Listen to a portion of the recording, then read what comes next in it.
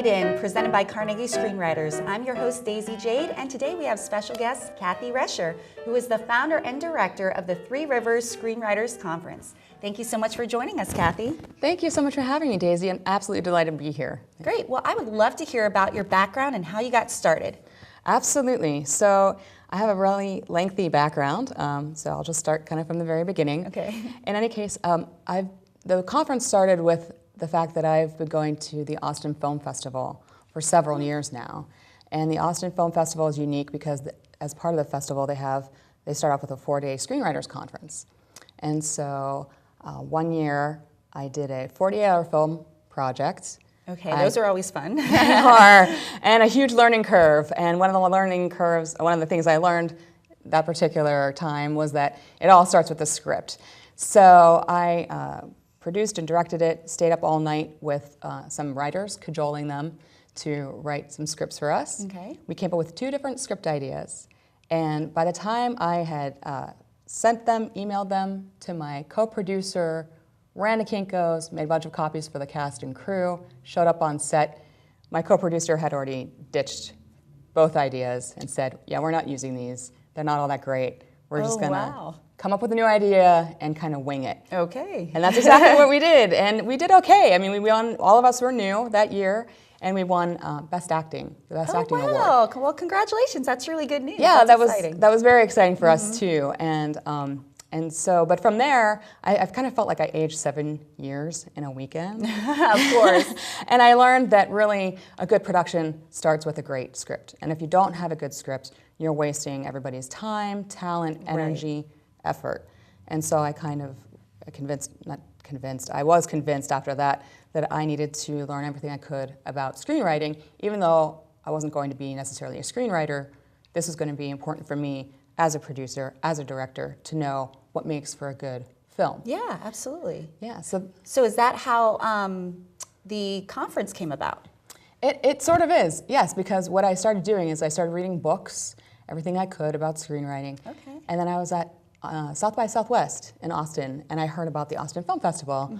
And I thought, oh, Austin in October, that's a nice time of year to be in Austin, not too hot. Absolutely, yeah. And so I said, sure, I'll go down, I'll check it out. And I went down, and it was like I found my people. These are people like me that really like sitting around and talking about character development, plot, what makes for a good story.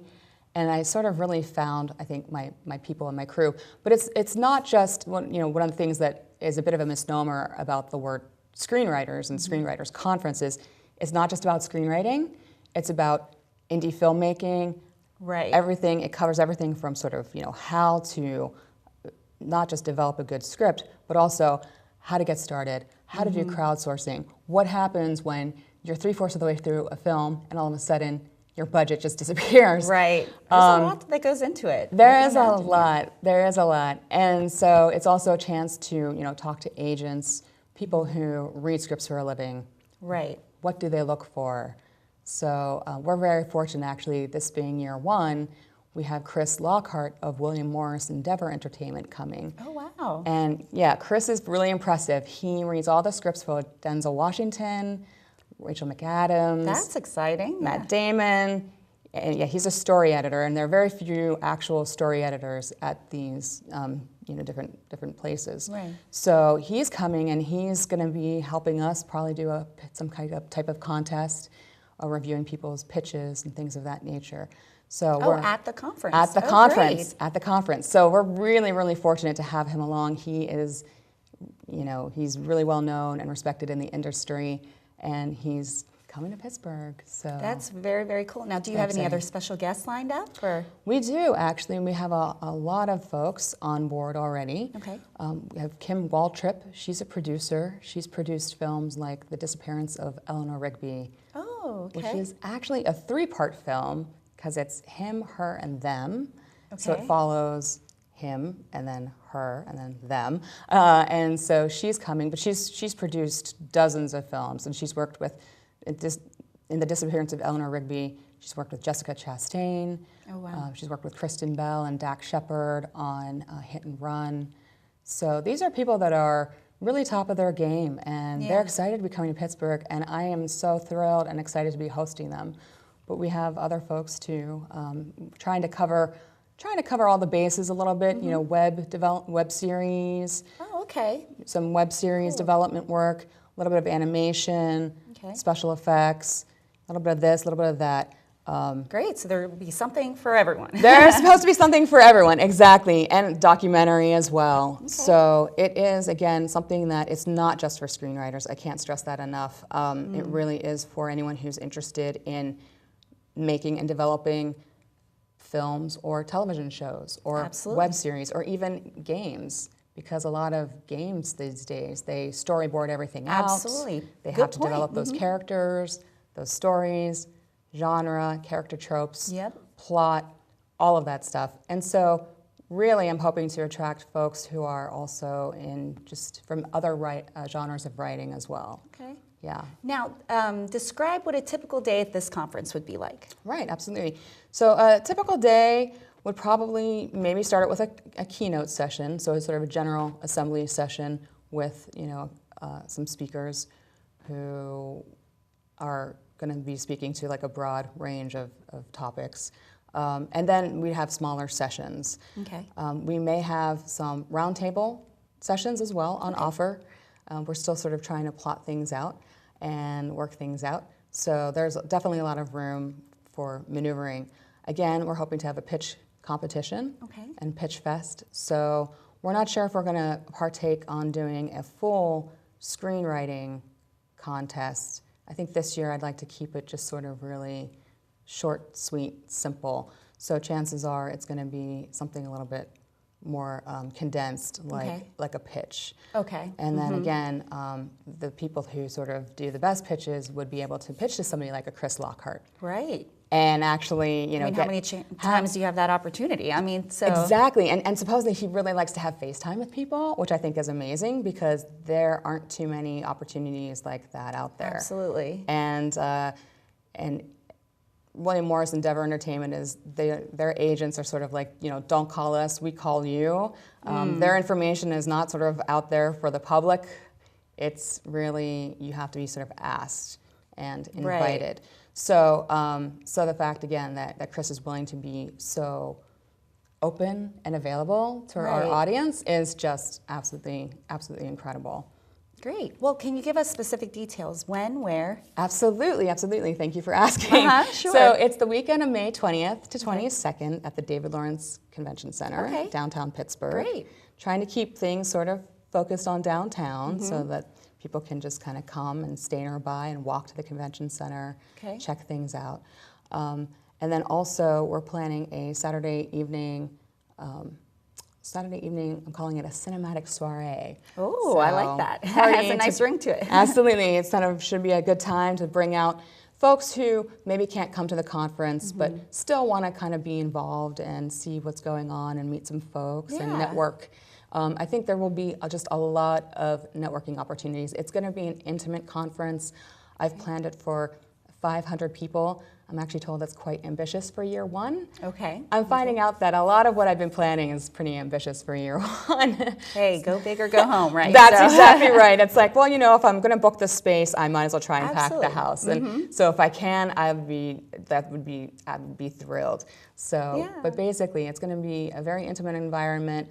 These people you're going to be able to talk to them in the hallways, ask them questions during a session, ask them questions after a session, you know, maybe have some FaceTime one-on-one at a round table, very intimate round table discussions.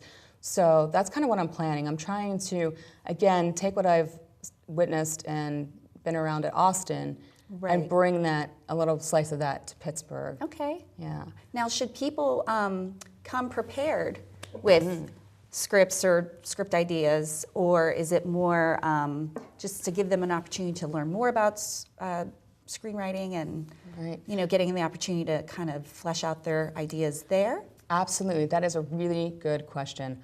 You can never come over-prepared to these things. Good point. So, good point. I'm sure that, you know, all of us always have stories going on in our heads anyway. So, absolutely, absolutely. So I would say, you know, even if you don't have, like, if people don't have a full-length script available, write a log line, write a 90-second pitch. Right. It's sort of like the elevator speech, It's Absolutely, like you get stuck in an elevator, you got like 5 seconds or 20 seconds, go. So Give us your definitely, best. yeah, exactly. That's your opportunity. Right. Share your story. People really will be interested in hearing your ideas, Right. your thoughts. So absolutely, they should come as prepared as possible, but they don't have to have a fully polished product, I would say. Okay. The more polished it is, obviously the better, because if somebody does express interest, they're going to say, send us your script, and if you don't have anything, There you go. Yeah. you may really miss out on an opportunity, but it also is a good motivator to be like, oh, okay, now I really do need to go and write that script. That is and true. Get on it.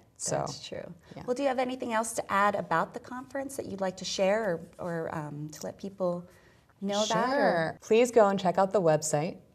The URL is 3 as in number 3, Okay. rsconference.com. Okay. And again, we're constantly adding speakers. We're going to be starting to add a schedule of topics on the different days, and also just generally speakers as well. We're still adding folks to the Working on that. roster. Okay. So yeah, So people can go to the website, check it out, get updates about who's added to the lineup per Yep. se, and okay, absolutely. great. And we do have like a really nice group of folks, and these people are really top of their field in Okay. terms of screenwriting, whether they've been teaching screenwriting for a long time. We have award-winning screenwriters who have come there, people who read for some of the most competitive script competitions in the nation, in the world, are coming. So tell us a little bit more about who else will be coming. Sure. So Max Adams, she won the Nickel Fellowship, and the Nickel Fellowship is,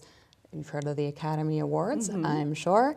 It is their script competition. Okay. And so she won that, and then she's gone on That's great. to sell scripts and things of that nature, but also she has a really amazing, intensive screenwriting program that she operates, and a lot of my friends who have taken her courses have said that they've gone on to place at the Austin Film Festival screenwriting competition, which Austin might be sort of 2 or 3 on the list of screenwriting competitions. Yeah. And so they've done really, really well. And people fly in all over the world from Austin. It really is a unique experience, and I've certainly met a lot of folks that way. I mean, the first year I went, I'm hanging out with Larry Kasdan, who wrote Raiders of the Lost Ark, Empire Strikes Back, and he wrote the most recent Star Wars with J.J. Abrams. Oh, wow. Yeah, so this guy, I mean, he's worked with everyone, Spielberg. And so, on one hand, going back to how the conference came about, one year I couldn't make it. My budget was just such that I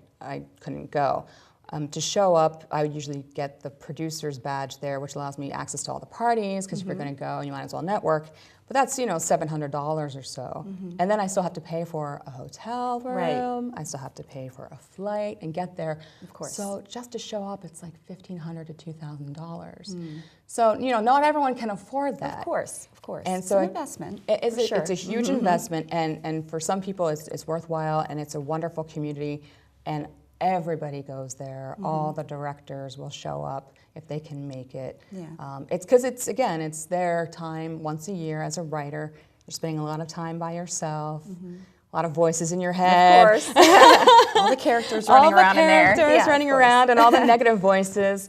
Of course. And so this is a place where they can come and they can sort of talk to their colleagues and their peers, reconnect with folks, kind of be, re-inspired and invigorated again.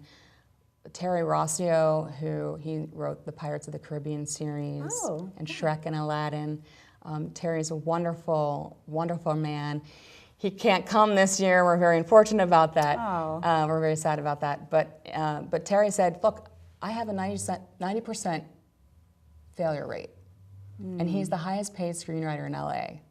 But he has a 90% failure rate because 1 in 10 of his scripts actually goes on to be produced and to be made. So again, when you're putting forth all of that work and all of that time and all of that effort into your work, into your creation, into your baby, and then to see it not go anywhere, it can be pretty devastating. Of course. Because when they go to pitch a script, they're pitching a full script. They've done all the work. Absolutely. You know, it's a finished product. And so the fact that, you know, these folks spend so much time putting forth all this effort and then it doesn't go anywhere can be kind of devastating. Of course. So then, you know, Terry comes to Austin and we're like, Terry, you're amazing. You know, because it really is, he has, you know, for screenwriter, he's done a lot of work and he's deservedly so very successful. But writing in general can be a, you know, solitary endeavor. Right. Unless you're writing with a partner or as part of a writer's room. And that's like a whole nother, you know, interesting facet of writing as well. So again, we're hoping to have people talk about what it is like to write with a partner, what it is like to be in a writer's room, and how do you go from not knowing if your pilot is even going to be made to all of a sudden 6 years down the road, you're in, you know, season 6 of some TV series. Yeah. How do you even think about writing and carrying on those characters? Keeping it fresh and exciting, and Absolutely. So again, the conference will cover topics of that nature as well. So. All right. Well, I hear that you are a Pittsburgh native. I am actually. Yeah, I grew up in Squirrel Hill. Okay. And I went to the Ellis School, K through 12. So, so I've been a long-term native Pittsburgher, but I'm also a little bit unusual in that I spent my summers in the UK. Oh, wow. Yeah. Okay. My dad is an academic. He's a professor at Pitt in the philosophy department. And he and my mom, when they got married, did sort of a little European tour. And they kept going back to Oxford. Okay. And then they said, you know, we really like this place. And then my dad got connected into the university system there. So he's an honorary fellow of one of the colleges there. Oh, wonderful. And so he would take the family from Pittsburgh over to England every year, back and forth and back and forth. And my mom is a huge theater fan. Okay. She loves musicals, especially. Me too.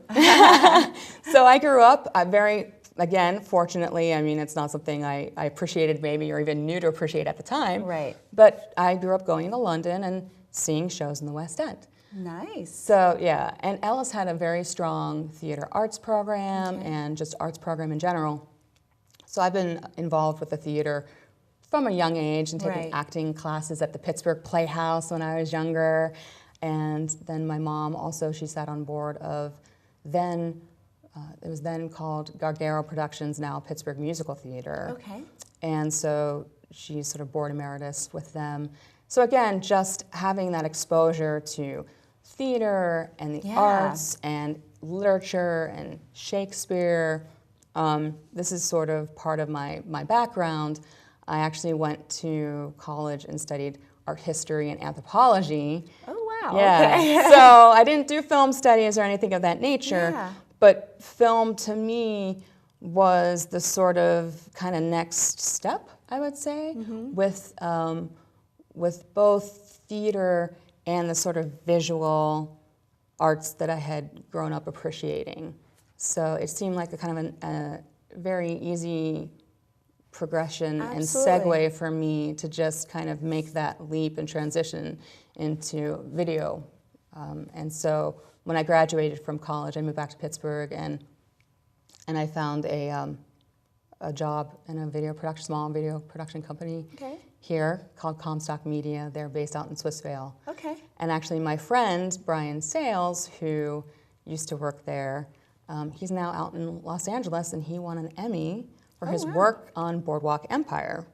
Yeah. Very exciting stuff. Cool. He's a special effects animation guy. Very cool. So, so again, you know, even though it was a small firm in Pittsburgh, the quality of work and the quality of people working there was extraordinary. Right. So, so I got to dabble a little bit there and then kind of go on and do some more stuff and then eventually lead a team to do the 48-hour film project. Right.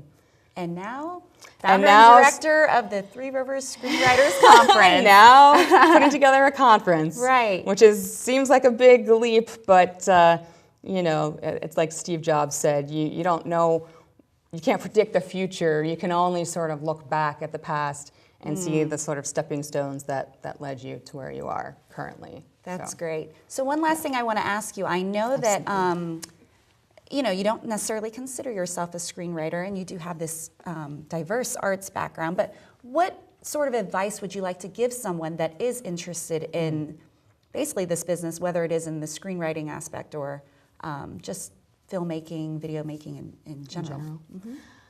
That is a really good question. What advice would I like to give somebody who is interested in video production or filmmaking in general? I would say, you know, have a vision, for sure. I think it really starts with,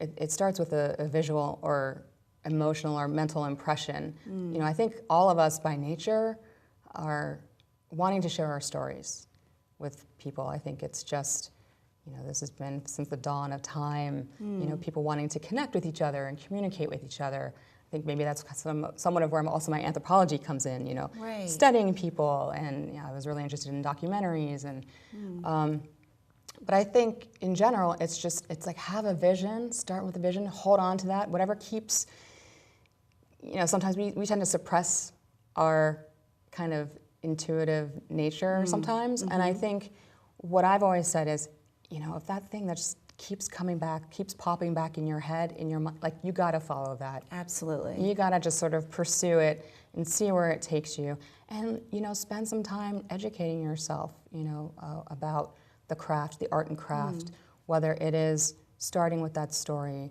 or whether it is, you know, I think getting going is always the hardest part.